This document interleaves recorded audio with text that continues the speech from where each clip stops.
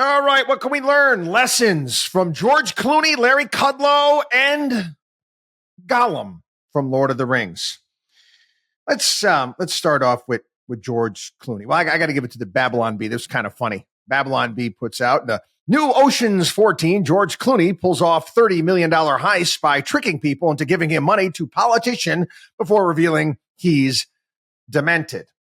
So George Clooney puts out writes an essay for the New York Times and basically says that Joe Biden is not the Joe Biden from 2010, not even the Joe Biden from 2020. This is after George Clooney and Julia Roberts and who else was there? Jimmy Kimmel. And all these Hollywood celebrities held a massive fundraiser. It was a little over 3 weeks ago. And we all saw it. We all saw what took place. We all saw that Barack Obama had to lead Joe Biden off the stage. If you watch the interview with Jimmy Kimmel, cracking jokes, and Joe didn't get any of them. We all saw it. And everyone in that room that was there, they all knew. They all knew. And they didn't say a damn thing. They didn't say a word. Oh, I'm sure behind closed doors they talked about it. But are these brave celebrities, right? Brave celebrities that we should look to. And now the George Clooney is this brave guy that came out a month later while everything is falling apart. Everything's falling apart for Biden. All of a sudden, he comes out. I'm thinking of the movie Dragon Slayer, which I liked as a kid. At the end of the movie, the young guy actually, slays a dragon, and the king comes out if the dragon's dead, and then sticks a sword in it and says, "I am the Dragon Slayer." Oh, George, thank you, buddy. Oh, thank you. You stepped in right now, and you're letting us know your conscience. Oh, you're full of crap, man. You're full of crap. This is quite honestly, this is embarrassing. And all these celebrities, the same thing. They're calculating. It's about themselves. It's about power.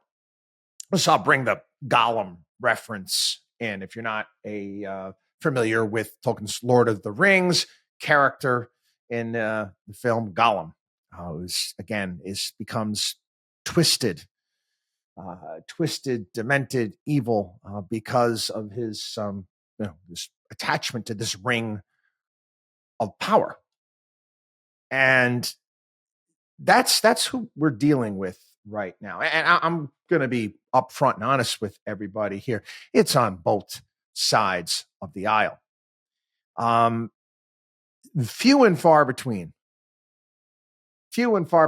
out there actually give a damn about you.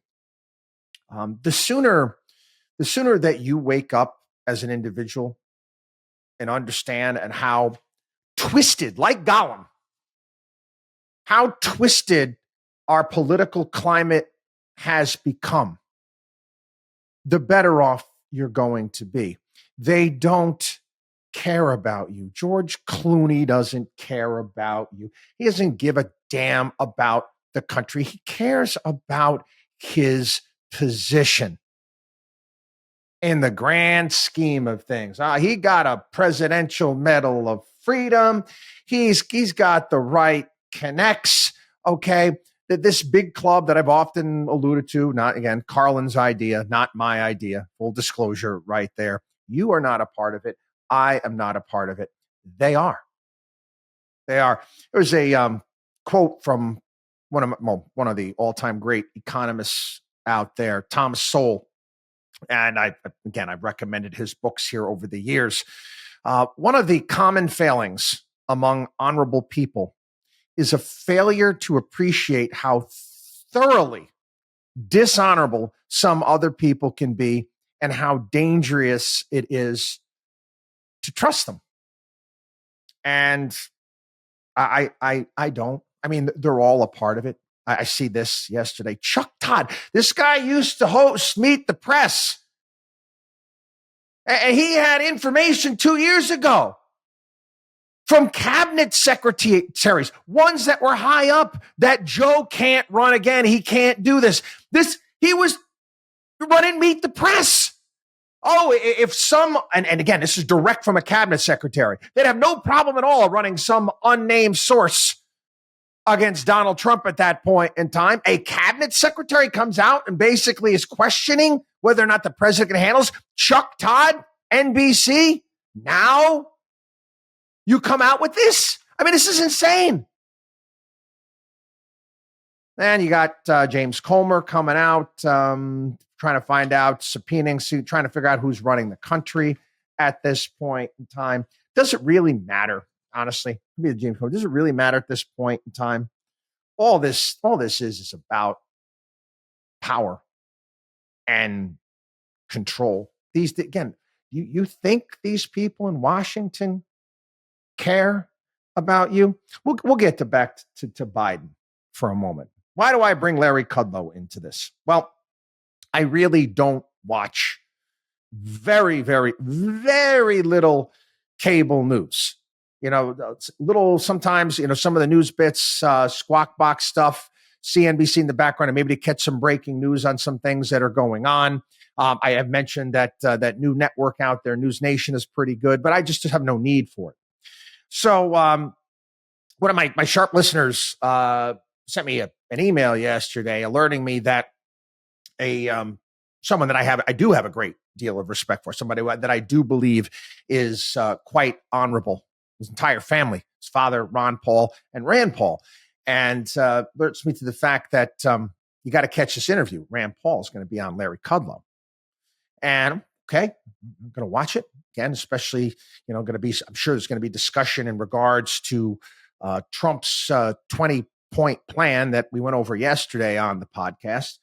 So I watched this, and I got to be honest with you. I used to have, I guess again, I used to have some great deal of respect for Larry Kudlow and some of the things that he'd done in the past, just going way back to the 1990s, and some of the writings and some of the things that he put forward.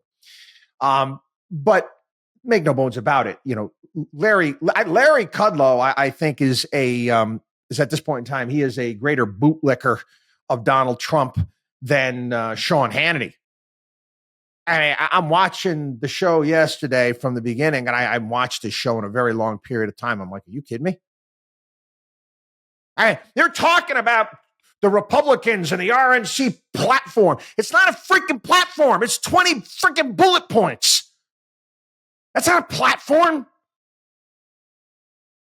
We went over this yesterday on the program. It was almost if, it's like the Republicans and Trump brought it down like Moses brought down the 10 Commandments, for crying out loud. And he's got a myriad of different guests on, and I'm waiting for Rand Paul to come on. And Larry's almost begging Rand Paul, I can't understand why you come on. Why don't you endorse Donald Trump? And Rand's like, wait a second, usual thing that Rand Paul talks about in regards to cutting government spending and understanding the basics. Again, he wants, a little bit more meat on these things. And he's well aware of the fact that you can't, we're just going to eliminate some waste here and there and everything is going to be taken care of, which is just stupid. That's not going to solve the problem. Okay. But then Larry, if you had a choice between a difference between the socialist Biden and Trump, and of course, Rand's like, of course I'm going to vote for Trump. At least I'm not going to come out and endorse somebody and wholeheartedly get behind somebody. And I'm paraphrasing this. Unless they're going to be dealing with the problems at hand. It's basically, what other choice do I have? Going back to that South Park episode that I cited from years ago. Back when it was Bush, they were making fun of Bush versus Kerry. And they did a parody of it at the elementary school in South Park, where they had a giant douche running against a shit sandwich. Again, this is what we have. This is about power. About power. And Larry ends up the interview is like, all we need is to grow. We got to grow the economy out of our $34 trillion debt. mean, honestly, seriously, Larry, I just freaking retire, man. You're embarrassing yourself. Anybody with a couple brain cells to rub together know that there's no way we are growing ourselves out of a $34 trillion debt. That can be a part of the equation, but that most certainly is not going to be enough. Again, what's my point here with these people in Washington, D.C.? And I'll give you one here. I'll give you another example how they don't give a shit about you. Let's talk about foreign policy. Again, story after story. Oh, praising Mike Johnson and his latest speech in regards to getting our military and re-upping the military, and China's the enemy, and we've got to spend more money. And both parties, Ukraine. We've spent, can you do the numbers here? Some of the math. Since February 2022, right around $250 million a day. $250 million a day in Ukraine. I was listening to it was a great interview with Joe Rogan and Tulsi Gabbard. And she's obviously from Hawaii, talking about the fires and the devastation that took place in Maui, and the fact that people there can't even get the permitting done. They haven't been able to get their houses rebuilt. They've got no place to go. And again, if you go back to what happened there, and they didn't turn the water on, and they couldn't fight the fires, and the whole thing shouldn't have happened in the first place. They buried the power line. And again, it's looking like a land grab to me, because these were, not wealthy people who lived on very, very, very valuable pieces of property. Maybe I'll try to extend this as long as possible before someone gets developers in there and all these people can't afford to move back to the land that they used to have. Would it surprise me? No.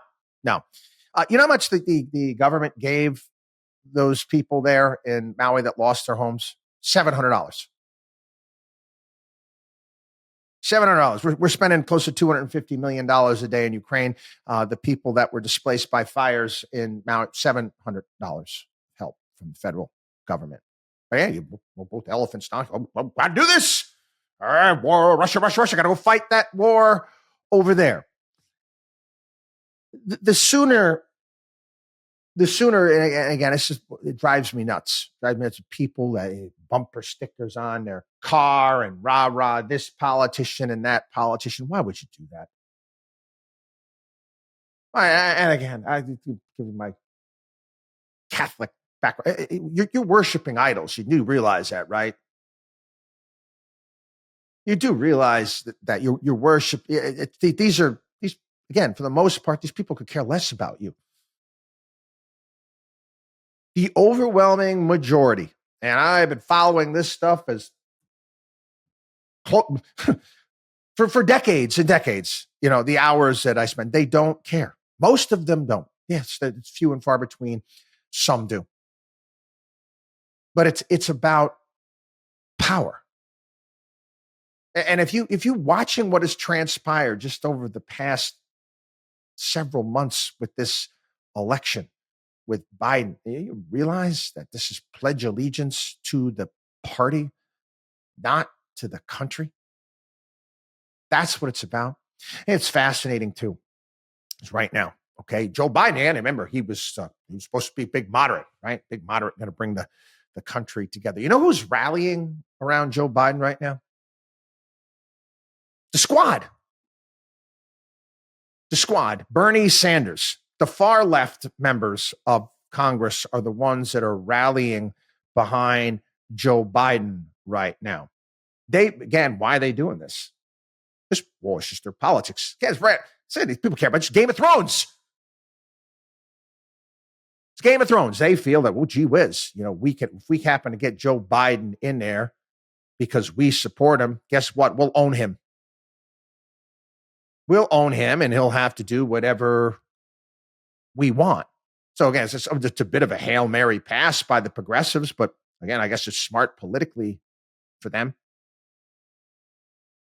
And again, they'll be beholden to this nonsense.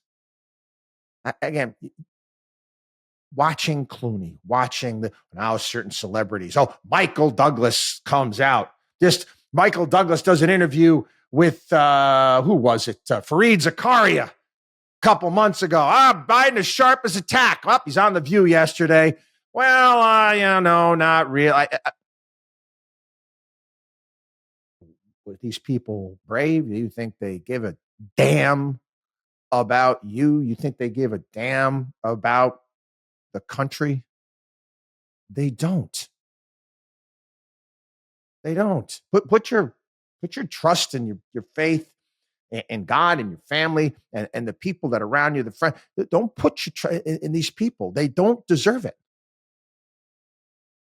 They don't deserve your money. They don't deserve your dollars. Okay? None of it. They don't care about you. Like I said, go back to Gollum from Lord of the Rings.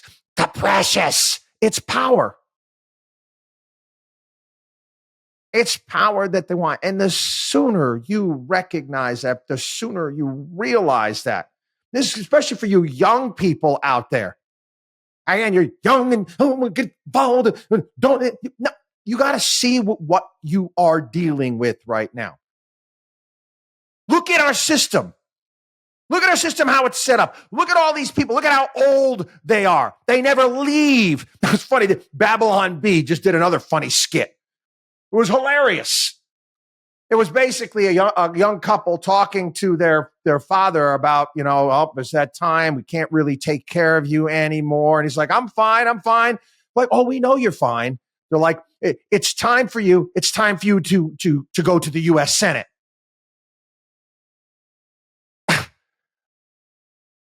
You think about if anybody of any value, anybody with small business owner, talk about it all the time, crack jokes about it.